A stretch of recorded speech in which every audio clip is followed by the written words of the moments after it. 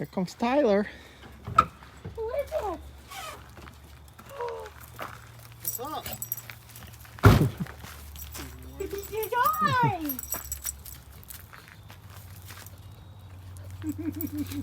How was your trip? Not bad.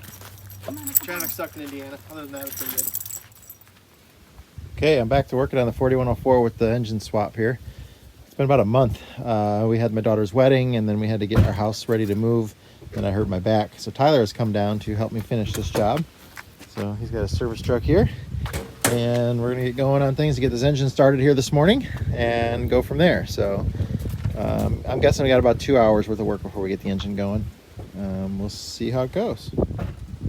Tyler's hooking up the drive shaft right now. These bearing caps are a little different than something you might have seen. So there's a big groove in the back side.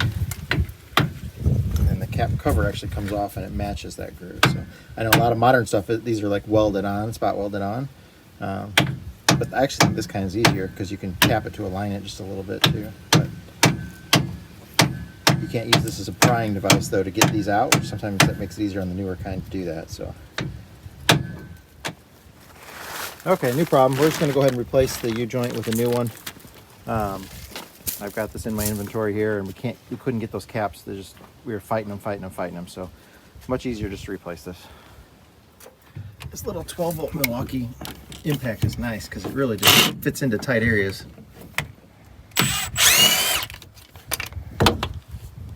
What is that model number? Where it's got the slim battery on it too. So. Yeah, it's a 3/8 compact. Yeah. They make it in quarter 3/8 and half. It's like 250 foot-pounds that it does. I like that. That's a big problem because my other ones, it's twice as big. You can't get it in everywhere. Yeah, I love this thing. Okay, yeah, so we removed the fuel pump. This is a real easy way to prime these things, especially because it was all the way drained back to the filter. So that's the return line, and he'll just go to town until it starts squirting out of there.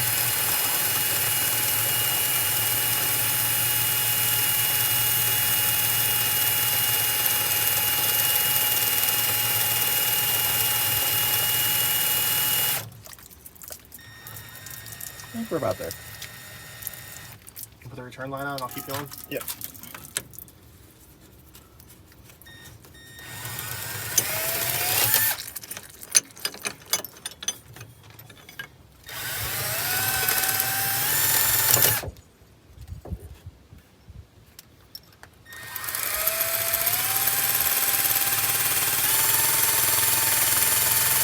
That sends fuel all through the head, through all the injectors in there, and then back out. So pretty good.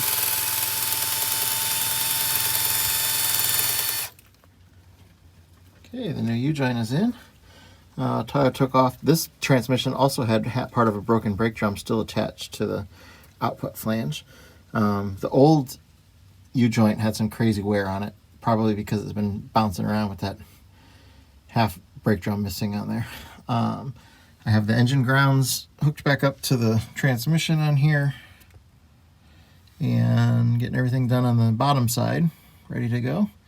Got a little bit of work to do on the cradle down here still, but we're going to get it started before we do that, just to make sure this engine runs good. So here on this U-joint, there's all these little straight marks that I can feel with my fingernail.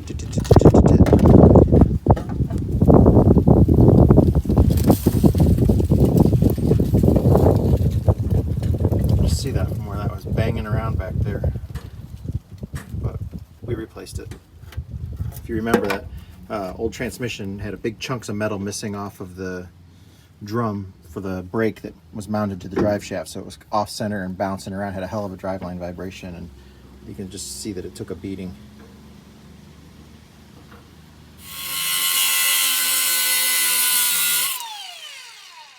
I was making the modifications to get the new brake chambers to fit.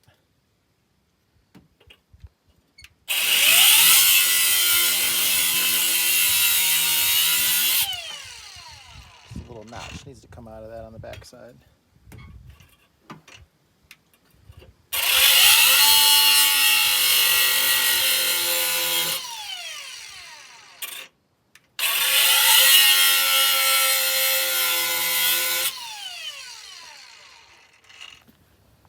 We removed the old brake assembly. You see it was broken in half there.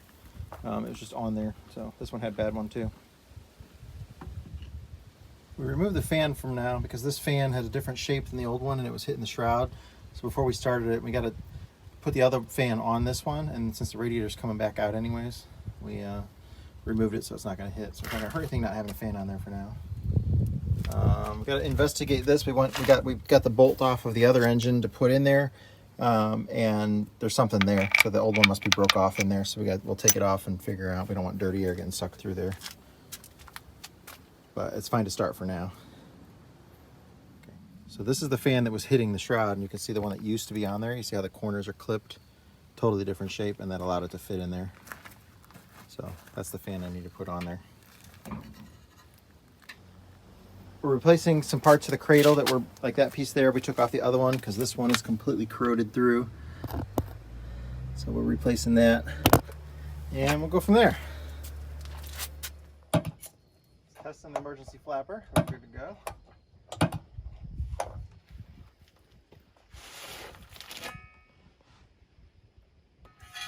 There's a battery disconnect switch over there.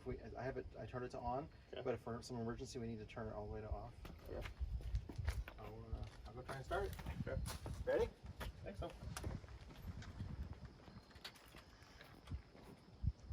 You got a hold of the vice grips? Yep. Okay. The weight of them might be pulling it off. I'm holding them on.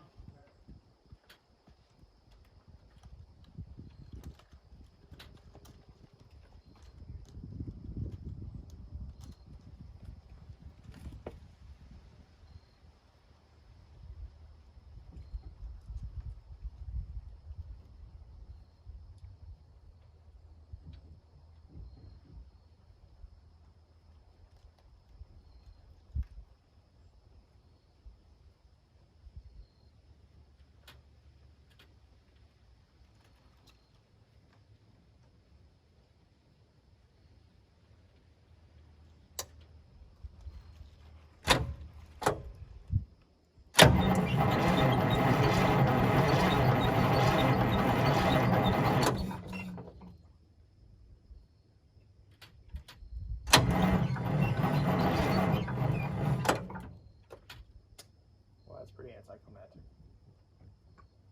Batteries no good? Yeah, they seem pretty dead.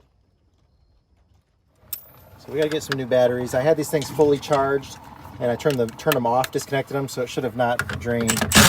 But these are hooked up negative ground.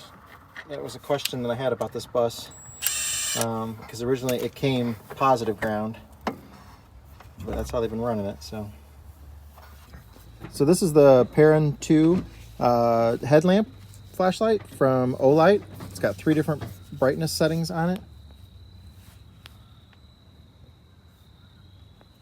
It's very comfortable to wear. I had the mini one. This one's great though, and it's the larger one. It takes the larger rechargeable battery on it. It's just got that little magnetic clip that goes on the end when you charge it, and it is on sale right now with the other Olight stuff. So go check it out. I'll put a link in the description.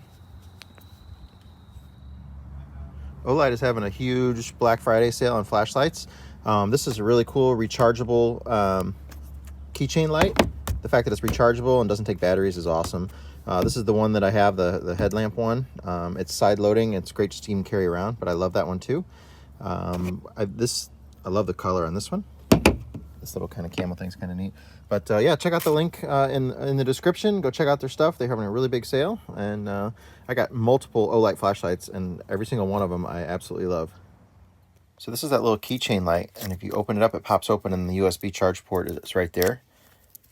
But for being rechargeable, it's very bright too. Sorry.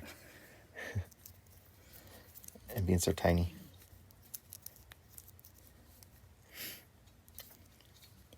Okay, how's that one turn on? Just